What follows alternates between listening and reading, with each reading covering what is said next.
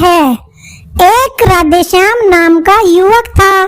स्वभाव का बड़ा ही शांत और सुविचारों वाला व्यक्ति था।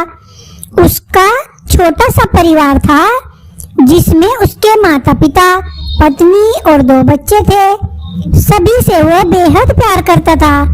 इसके अलावा वो कृष्ण भक्त था और सभी पर दया भाव रखता था। जरूरतमंद की सेवा करता था, किसी को दुख नहीं देता था। उसके इन्हीं गुणों के कारण श्री कृष्ण उससे बहुत प्रसन्न थे और सदैव उसके साथ रहते थे।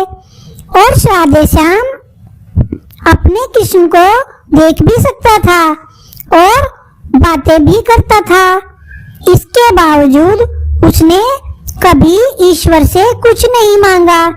वह बहुत खुश रहता था क्योंकि ईश्वर हमेशा उसके साथ रहते थे, उसे मार्गदर्शन देते थे।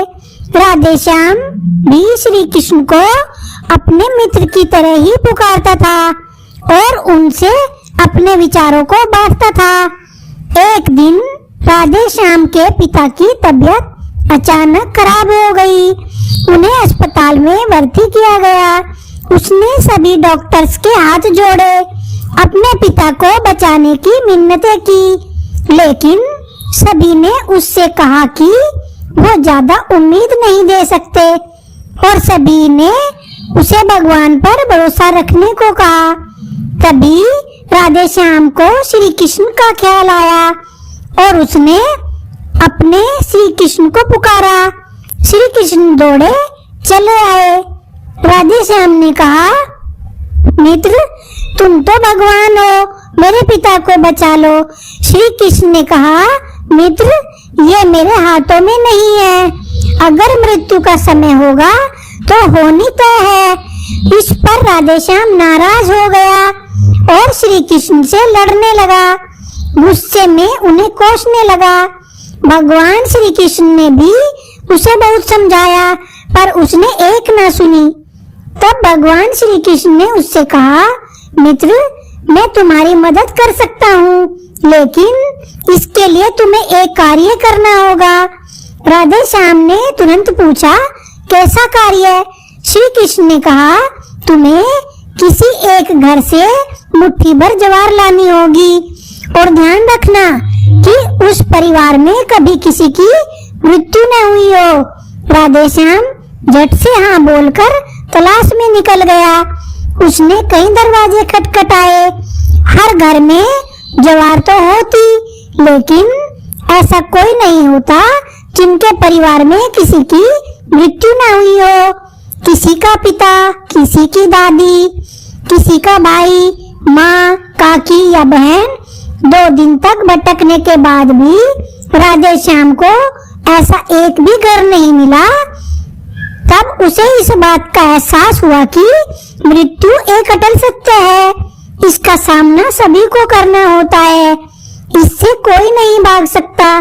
और वो अपने व्यवहार के लिए श्री कृष्ण से क्षमा मांगता है और निर्णय लेता है, जब तक उसके परिवार, उसके पिता जीवित हैं, वह उनकी सेवा करेगा। थोड़े दिनों बाद राधेश्याम के पिता स्वर्ग सिधार जाते हैं। उसे दुख तो होता है, लेकिन ईश्वर की दी हुई उस सीख के कारण उसका मन शांत रहता है। दोस्तों, इसी प्रकार हम सभी को इस सच को स्वीकार करना चाहिए कि मृत्यु एक अटल सत्य है। उसे नकारना मूर्खता है। दुख तो होता है, लेकिन उसमें फंस जाना गलत है, क्योंकि केवल आप ही उस दुख से पीड़ित नहीं है, अपितु संपूर्ण मानव जाति उस दुख से रूबरू होती ही है। ऐसे सच को स्वीकार करके आगे बढ़ना ही जीवन है। कई बार हम अपने किसी खास के चले जाने से इतने बेबस हो जाते हैं कि सामने खड़ा जीवन और उससे जुड़े लोग हमें दिखाई नहीं पड़ते। ऐसे अंधकार से निकलना मुश्किल हो जाता है। जो मनुष्य मृत्यु के सत्य को स्वीकार कर लेता है, उसका जीवन भार विहीन हो जाता है और उसे कभी कोई कष्ट तोड़ नहीं सकता। वो जीवन के हर क्षेत्र में आगे बढ़ता जाता है। दोस्तों, ये कहानी आपको कैसी लगी कमेंट बॉक्स में जरूर बताइएगा। Thank you for watching this video and subscribe my YouTube channel Divya की आवाज। Thank you so much.